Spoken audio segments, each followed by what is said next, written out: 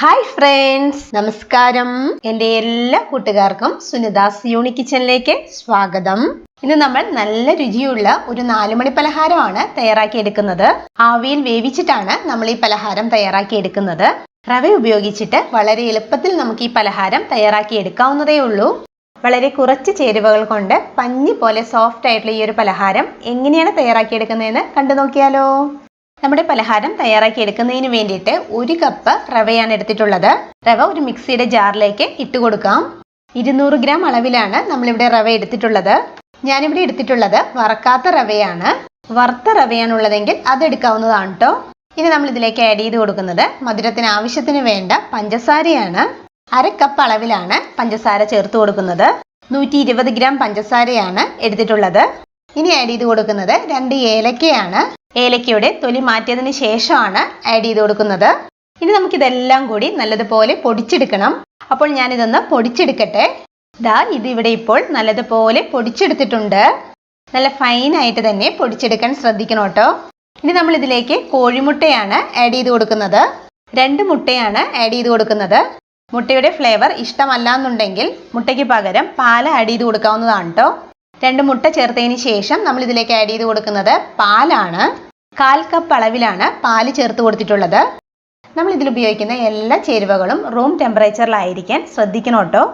ഇനി നമ്മൾ ഇതിലേക്ക് 1 ടേബിൾ സ്പൂൺ നെയ്യ് ചേർത്ത് കൊടുക്കുന്നുണ്ട്. നെയ്യ് ചേർത്ത് കൊടുക്കുന്നത് ഇഷ്ടമല്ല എന്നുണ്ടെങ്കിൽ നമുക്ക് ഇഷ്ടമുള്ള ഏതെങ്കിലും കുക്കിംഗ് ഓയിൽ ചേർത്ത് കൊടുത്താലും മതി. ഇനി നമുക്കിതെല്ലാം കൂടി നല്ലതുപോലെ ഒന്ന് അടിച്ചെടുക്കണം. ഞാനിത് നല്ലതുപോലെ അടിച്ചെടുത്തിട്ട് വരാട്ടോ. ഇവിടെ ഇപ്പോൾ നല്ലതുപോലെ അടിച്ചെടുത്തിട്ടുണ്ട്. ഇതൊരു ബൗളിലേക്ക് ഒഴിച്ചു കൊടുക്കുന്നുണ്ട്.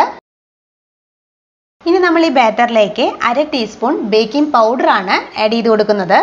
മധുരം ബാലൻസ് ചെയ്ത് കിട്ടാൻ വേണ്ടിയിട്ട് അല്പം ഉപ്പും കൂടി ചേർത്ത് കൊടുത്തിട്ട് ബാറ്റർ നല്ലതുപോലെ മിക്സ് ചെയ്തെടുക്കണം. ബേക്കിംഗ് പൗഡറിന് പകരം 1/4 ടീസ്പൂൺ അളവിൽ ബേക്കിംഗ് സോഡ ആഡ് ചെയ്ത് കൊടുക്കാവുന്നതാണ്. ബേക്കിംഗ് സോഡയാണ് ആഡ് ചെയ്ത് കൊടുക്കുന്നതെങ്കിൽ 1/4 ടീസ്പൂൺ അളവിൽ മാത്രമേ ആഡ് ചെയ്ത് കൊടുക്കാവൂ കേട്ടോ. ബാറ്റർ ഇപ്പോൾ നല്ലതുപോലെ മിക്സ് ചെയ്തെടുത്തിട്ടുണ്ട്. ഈ ഒരു കൺസിസ്റ്റൻസിയിൽ വേണം ബാറ്റർ റെഡിയാക്കി എടുക്കേണ്ടത്. ബാറ്റർ കുറച്ച് തിക്കായിട്ടാണ് ഇരിക്കുന്നതെങ്കിൽ അല്പം പാൽ ഒഴിച്ചു കൊടുത്ത് കറക്റ്റ് കൺസിസ്റ്റൻസി ആക്കി എടുത്താൽ മതിയാകും. ഞാനിവിടെ ഇതുപോലെയുള്ള കുട്ടി കുട്ടി ബൗളിലാണ് ബാറ്റർ ഒഴിച്ചു കൊടുക്കുന്നത്. നമ്മൾ എടുക്കുന്ന ഏത് പാത്രമാണെങ്കിലും അതിൽ അല്പം ഓയിലോ നെയ്യോ ഗ്രീസ് ചെയ്തെടുക്കണം. എന്നാൽ മാത്രമേ നമ്മുടെ ഈ പലഹാരം കുക്ക് ചെയ്ത് കഴിയുമ്പോൾ എളുപ്പത്തിൽ വിട്ടുപോരുകയുള്ളൂ. ഞാനിവിടെ നെയ്യ് ഒഴിച്ചു കൊടുത്താണ് സ്പ്രെഡ് ചെയ്തെടുത്തിട്ടുള്ളത്. ഇനി നമുക്ക് റെഡിയാക്കി വെച്ചിരിക്കുന്ന ബാറ്റർ ഈ 4 ബൗളിലേക്കും ഒഴിച്ചു കൊടുക്കാം. ബാറ്റർ ഒഴിച്ചു കൊടുക്കുമ്പോൾ ശ്രദ്ധിക്കേണ്ട കാര്യം പാത്രത്തിന്റെ 1/4 ഭാഗം മാത്രമേ ബാറ്റർ ഒഴിച്ചു കൊടുക്കാവൂ. പാത്രം മുഴുവനായിട്ട് നമ്മൾ ഈ ബാറ്റർ ഒഴിച്ചു കൊടുത്തു കഴിഞ്ഞാൽ നമ്മുടെ ഈ പലഹാരം കുക്കായി കഴിയുമ്പോൾ പുറത്തേക്ക് പൊങ്ങി വരും. അതുകൊണ്ട് തന്നെ പാത്രത്തിന്റെ ഒരു 1/4 ഭാഗത്തോളം ബാറ്റർ ഒഴിച്ചു കൊടുത്താൽ മതിയാകും കേട്ടോ. അതിനുശേഷം ഇതിൻ്റെ അകത്ത് എന്തെങ്കിലും എയർ ബബിൾസ് ഒക്കെ ഉണ്ടെങ്കിൽ പോകാൻ വേണ്ടിയിട്ട് നമുക്കിതൊന്ന് തട്ടിക്കൊടുക്കാം. ഇനി നമ്മുടെ പലഹാരത്തിന്റെ ഒരു ഭംഗിക്ക് വേണ്ടിയിട്ട് ഉണക്കമുന്തിരിയും പിന്നെ കുറച്ച് കാഷ്യൂസും ബദാമും കട്ട് ചെയ്തതും ഇതിന്റെ മുകളിലായിട്ട് വെച്ച് കൊടുക്കുന്നുണ്ട്. ഇത് ഓപ്ഷണലാണ്. നമ്മൾ ഡെക്കറേറ്റ് ചെയ്യണമെന്നൊന്നുമില്ല. അല്ലെങ്കിൽ തന്നെ നമ്മുടെ പലഹാരത്തിന് നല്ല ടേസ്റ്റ് ആയിരിക്കും കേട്ടോ. ഇനി നമുക്കിത് ആവിയിൽ വേവിച്ചെടുക്കണം. അതിന് വേണ്ടിയിട്ട് ഞാനിവിടെ ഇഡ്ഡലി പാത്രമാണ് എടുത്തിട്ടുള്ളത്. ഇഡ്ഡലി പാത്രത്തിൽ വെള്ളം നല്ലതുപോലെ തിളച്ച് ആവി വന്നതിന് ശേഷം ഓരോ ബൗളും നമുക്കിതിലേക്ക് ഇറക്കി വെച്ച് കൊടുക്കാം.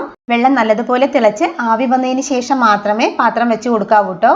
അതിനുശേഷം ഇഡ്ഡലി പാത്രം അടച്ച് വെച്ചിട്ട് നമുക്കിത് കുക്ക് ചെയ്തെടുക്കാം. ഗ്യാസ് ഒരു മീഡിയം ഫ്ലെയിമിൽ 10 മിനിറ്റ് നേരം നമുക്ക് കുക്ക് ചെയ്തെടുക്കണം. ഇപ്പോൾ ഒരു 10 മിനിറ്റ് കഴിഞ്ഞു. നമുക്ക് ഇഡ്ഡലി പാത്രം തുറന്നു നോക്കാം. നമ്മുടെ ഈ ഒരു പലഹാരം കുക്കായോ എന്ന് അറിയാൻ വേണ്ടിയിട്ട് ബാംബു സ്റ്റിക്കോ കത്തിയോ ഉപയോഗിച്ച് നമുക്ക് ഇതുപോലെ ഒന്ന് കുത്തി നോക്കാം. ബാംബു സ്റ്റിക്ക് നല്ല ക്ലിയർ ആയിട്ടാണ് വന്നിട്ടുള്ളത്. അപ്പോൾ നമ്മുടെ ഈ ഒരു പലഹാരം കുക്കായി വന്നിട്ടുണ്ട്. ഇങ്ങനെ ചെക്ക് ചെയ്യുമ്പോൾ കുക്കായിട്ടില്ല എങ്കിൽ ഒരു 5 മിനിറ്റ് നേരം കൂടി കുക്ക് ചെയ്തെടുത്താൽ മതിയാകും കേട്ടോ. ഇനി നമുക്കിതിൻ്റെ ചൂടാറുന്നതിന് വേണ്ടിയിട്ട് വെയിറ്റ് ചെയ്യാം. ഇപ്പോൾ ചൂടാറിയിട്ടുണ്ട്. ചൂടാറിയതിന് ശേഷം കത്തി ഉപയോഗിച്ചോ അല്ലെങ്കിൽ സ്പൂൺ ഉപയോഗിച്ചോ നമുക്കിതുപോലെ ഒന്ന് ചുറ്റിച്ചു കൊടുത്താൽ മതിയാകും. വളരെ സിമ്പിളായിട്ട് തന്നെ നമുക്കിത് ഇളകി വരും. നമ്മുടെ ഈ പലഹാരം നല്ല സോഫ്റ്റ് ഫ്ലഫി ആയിട്ട് നമുക്കിവിടെ റെഡിയായി കിട്ടിയിട്ടുണ്ട്. പലഹാരം മുഴുവനും ബൗളിൽ നിന്ന് ഈ ഒരു പ്ലേറ്റിലേക്ക് മാറ്റിയിട്ടുണ്ട്. കാണുമ്പോൾ തന്നെ അറിയാലോ പലഹാരം എത്രമാത്രം സോഫ്റ്റ് ആണെന്ന്.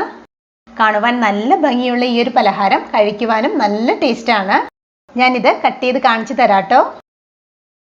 കണ്ടില്ലേ, വളരെ സോഫ്റ്റ് ആയിട്ട് പഞ്ഞി പോലുള്ളൊരു പലഹാരമാണിത്. വളരെ കുറച്ച് ചേരുവകൾ കൊണ്ട് വളരെ എളുപ്പത്തിൽ നമുക്ക് ഈ പലഹാരം തയ്യാറാക്കി എടുക്കാവുന്നതേ ഉള്ളൂ. എല്ലാവർക്കും ഒരുപോലെ ഇഷ്ടപ്പെടുന്ന ഈ ഒരു പലഹാരം എല്ലാവരും തയ്യാറാക്കി നോക്കണം. ഉറപ്പായിട്ടും ഇഷ്ടമാകും. വീഡിയോ ഇഷ്ടമായാൽ സബ്സ്ക്രൈബ് ചെയ്യാനും ഷെയർ ചെയ്യാനും മറക്കരുത് കേട്ടോ. Thank you. ബൈ.